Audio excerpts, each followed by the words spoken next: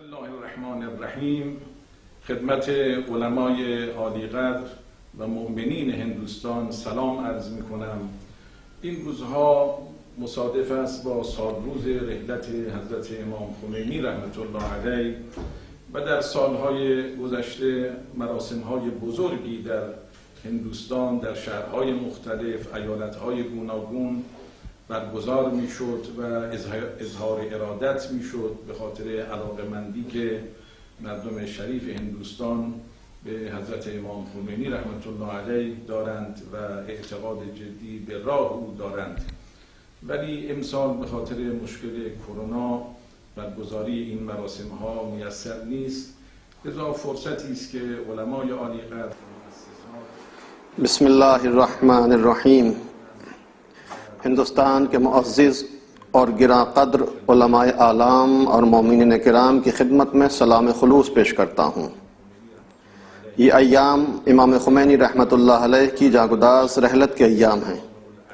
ہندوستان کے مومنین ہر سال امام خمینی رحمت اللہ علیہ کی یاد میں تمام شہروں اور صوبوں میں مجالس برپا کرتے آئے ہیں، اور اس طرح ہمیشہ انہوں نے امام خمینی سے محبت اور ان کے تحریک پر ایمان رکھتے ہوئے اپنی عقیدت کا اظہار کیا ہے. لیکن اس سال کرونا وائرس کی بنا پر ہندوستان میں کہیں بھی امام خمینی کی یاد میں مجالس منعقد نہیں کی جا سکتی. لہذا میری تمام علماء، ذمہ داروں اور انجمنوں سے گزارش ہے کہ وہ سوشل میڈیا کے ذریعے لوگوں کو امام خمینی رحمت اللہ علیہ کی شخصیت سے روشناس کروائیں. امام خمینی ایک جامع شخصیت کے مالک تھے. جہاں وہ ایک عظیم الشان مرجع، فقیہ اور مجتہد تھے، وہیں بہت بڑے عارف اور فلسفی بھی تھے. میدان سیاست میں قدم رکھنے سے پہلے اسلامی تربیت سے آراستہ، تزکیہ نفس کے لیے بے پناہ جانفشانی کرنے والے، یعنی واقعی معنی میں آپ تربیت یافتہ تھے. اس لیے آپ نے نہایت ذکاوت اور ہوشیاری کے ساتھ ایک ایسا انقلاب برپا کیا جس نے عالمی سیاست کی آب و تاب کو پھیکا کر دیا. ایران کے اسلامی انقلاب سے پہلے پوری دنیا دو بلاک یعنی مشرق اور مغرب میں بٹی ہوئی تھی. کچھ ممالک مشرقی طاقت یعنی رشیا سے جڑے ہوئے تھے تو کچھ مغربی طاقت یعنی امریکہ سے وابستہ تھے. انہی بکھیڑوں کے درمیان امام خمینی رحمت اللہ علیہ نے نعرہ بلند کیا، نہ شرقی نہ غربی، جمہوری اسلامی، اور اس طرح ایک ایسے انقلاب کی بنیاد رکھی جس کا سہارا نہ مغربی طاقت تھی اور نہ ہی مشرقی قوت، بلکہ ایک ایسا انقلاب تھا جو اسلامی تعلیمات اور لوگوں کے جذبات کے سہارے وجود میں آیا تھا. اس کی بنیادیں اسلامی شریعت پر قائم تھیں اور نظام جمہوری یعنی لوگوں کے انتخاب اور ارادے پر استوار تھا.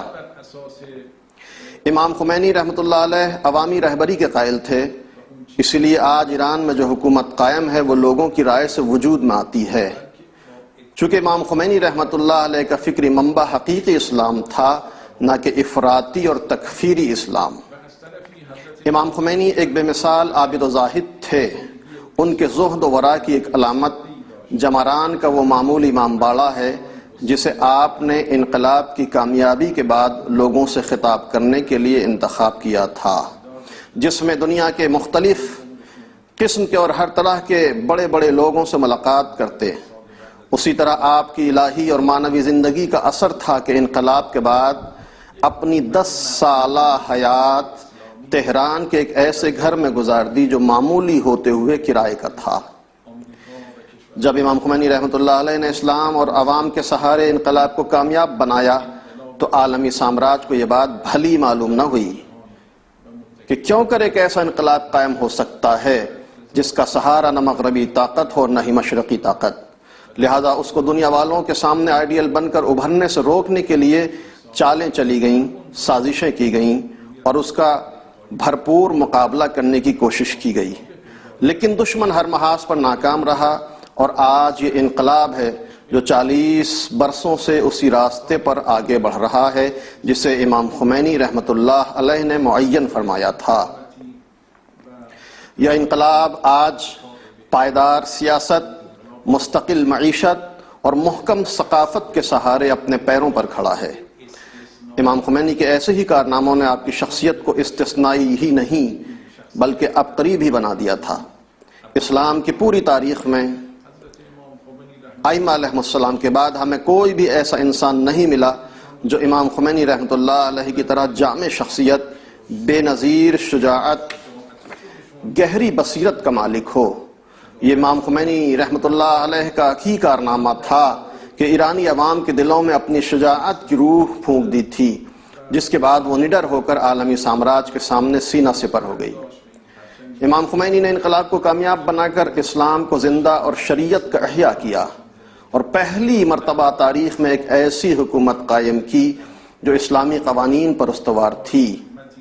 اس میں کوئی شک نہیں کہ امام خمینی رحمۃ اللہ علیہ دنیا والوں کے لیے دینداری، فداکاری اور سیاست کے لیے عظیم الشان آئیڈیل اور نمونہ عمل ہیں، اس لیے کہ انہوں نے جہاں اپنے فیصلوں سے عالم سیاست میں کوہرام مچایا، وہیں مصلح عبادت پر عارفانہ و عابدانہ نعل و شیون کیے، اور ایسا اس لیے ممکن ہوا کہ آپ ائمہ معصومین علیہ السلام کی حیات طیبہ کو سرمشق حیات بناتے تھے۔ دنیا یاد رکھ لے، امام خمینی کی تحریک آگے بڑھتی رہے گی اور انقلاب کا پرچم اسی طرح لہراتا رہے گا۔ خداوند عالم انہیں اپنی رحمتوں سے نوازے اور ہمیں ان کے راستے پر چلنے کی توفیق مرحمت فرمائے۔ السلام علیکم ورحمۃ اللہ